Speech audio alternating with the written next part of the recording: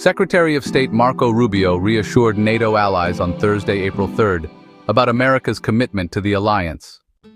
However, he emphasized that Washington expects them to increase their defense spending significantly, allowing them some time to do so. Rubio made these comments during a meeting with NATO foreign ministers in Brussels.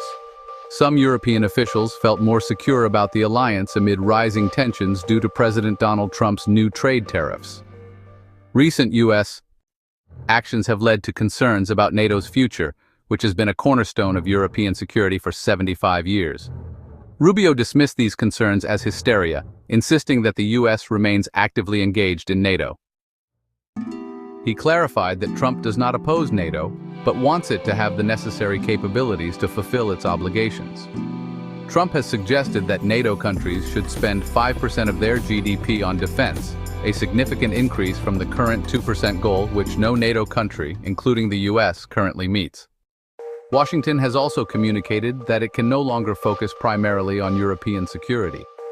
European allies have been seeking clarity on how the U.S. plans to reduce its involvement in NATO to ensure they can bolster their own defenses without creating security gaps. In Brussels, Rubio addressed these concerns, stating that the aim is for all members to realistically commit to reaching 5% defense spending, which includes the U.S. He acknowledged that achieving this would take time, but emphasized the need for a clear path forward. A European official who wished to remain anonymous described the meeting with Rubio as very reassuring, noting that it was not confrontational.